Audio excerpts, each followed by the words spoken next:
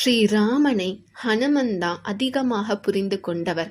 அவரை விட ராமனை பற்றி புரிந்து கொண்டவர் அப்படிங்கிறவர் யாருமே இல்லை. ராமனுடைய ஒவ்வொரு செயலை பற்றியும் ஹனுமனுக்கு நன்றாக தெரியும். சீதாதேவி, லக்ஷ்மணன், பரதன், சத்ருக்னன் இவங்களை விடவே ஹனுமன் தான் ராமனை நன்றாக புரிந்து கொண்டவர். இந்த விஷயத்த அவங்களே ஒரு கட்டத்தில் புரிந்து கொள்கிறார்கள். அது எப்படி அப்படிங்கிறத பார்க்கலாம். ராமாயண யுத்தம் முடிஞ்சதுக்கு அப்புறம் ராம பட்டாபிஷேகம் நடக்குது.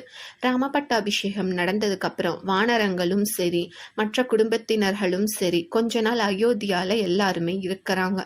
அப்போ தினமும் ராமனுக்கு ஹனுமன் தான் சேவை செய்வாங்க. பகல் விடிந்ததிலிருந்து இரவு உறங்கும் வரை ஹனுமனே ராமனுடைய அறையில் இருந்து அவருக்கு எல்லா சேவைகளும் செய்வாங்க. இதை பார்த்த சீதாதேவி, லக்ஷ்மணன், பரதன், சத்ருக்னன் அவங்கெல்லாம் பேசுறாங்க, ஹனுமனை விட நம்ம தானே ராமன் அதிகமா புரிஞ்சிருக்கோம், நம்ம தானே எல்லா சேவையும் செய்யணும், ஆனா ஹனுமனே செய்றாங்க, நம்ம போய் ஒரு நாள் சேவை செய்யலாம் அப்படின்னு சொல்லிட்டு எல்லாரும் யோசிச்சுட்டு ஹனுமன் கிட்ட சொல்றாங்க, இன்று ஒரு நாள் மட்டும் ராமனுக்கு தேவையான எல்லா சேவைகளும் நாங்களே பார்த்துக்கிறோம் அப்படின்னு சொல்றாங்க. ஹனுமன் அதுக்கு எதுவுமே சொல்லல. அவங்களும் சந்தோஷமாக சரி அப்படின்னு சொல்லிட்டு ராமனுடைய அறையை விட்டு வெளியே வந்து அவங்க உக்காந்து ராமநாமம் தான் ஜபம் செய்றாங்க. அப்பவும் அவங்க வேற எந்த வேலையும் செய்யல. அவங்க அமர்ந்து கொண்டு ராமநாமம் ஜபம் தான் செஞ்சுக்கிட்டு இருக்காங்க. அந்த சமயத்தில் அன்று தேவைப்படும் எல்லா வேலைகளையும் இவங்க தான் மாத்தி மாத்தி செய்யறாங்க. அப்போ மாலை பொழுது வந்ததும் ராமனுக்கு நீண்ட ஒரு கொட்டாவி வருது. அந்த கொட்டாவி விட்டதுக்கு அப்புறம் ராமனுடைய வாய் மூடவே இல்லை, திறந்தே இருக்குது. இதை பார்த்த சீதாதேவியும் ராமனுடைய தம்பிமார்களும் என்ன செய்யறதுன்னு யோசிக்கிறாங்க. அவங்களும் எப்படியாவது அந்த வாயை மூடுவதற்காக முயற்சி செய்யறாங்க. ஆனா அவங்களால முடியல. என்ன செய்யறதுன்னே தெரியல.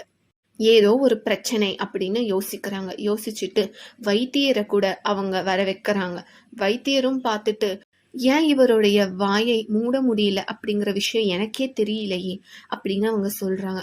இப்படி எல்லாருமே என்ன செய்யறதுன்னு தெரியாம இருக்கும் பொழுதுதான் சீதாதேவி சொல்றாங்க, சரி ஹனுமனை கேட்டு பார்க்கலாம், ஹனுமனுக்கு தெரியுமா அப்படின்னு சொல்லிட்டு அவங்க சொன்னதும் எல்லாரும் போய் ஹனுமன் அழைச்சிட்டு வராங்க.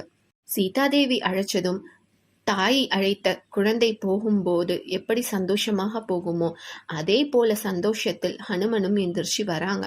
அப்போ அவர்கிட்ட சீதாதேவி இதற்கு என்ன தீர்வு அப்படின்னு சொல்லிட்டு கேக்குறாங்க. அப்போ ஹனுமன் ராமனுடைய வாயில் 2 சொடக்கு போடுறாரு. அவரு கைகளால சொடக்கு போட்ட உடனே ராமனுடைய வாயை மூடிக்கிறாரு. எல்லாருக்கும் ஆச்சரியமா இருக்கு, ஒண்ணுமே புரியல.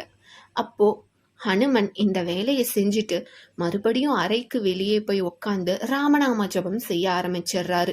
கொஞ்சம் கூட அந்த தற்பெருமை அப்படிங்கிறதே அவருக்கு இல்லை. அவரு வழக்கம் போல ராமநாமம் சொல்ல ஆரம்பிச்சிடுறாரு. இதெல்லாம் பார்த்ததும் எல்லாருக்குமே அதிசயமாக இருக்கு. எல்லாருமே ராமன் கிட்ட கேக்குறாங்க, இங்க என்னதான் நடந்தது அப்படின்னு சொல்லிட்டு. அதற்கு ராமன் சொல்றாரு, என்னை பற்றிய ஒவ்வொரு விஷயமும் தெரிந்த ஒரே நபர் அப்படின்னா அது ஹனுமன் மட்டும்தான்.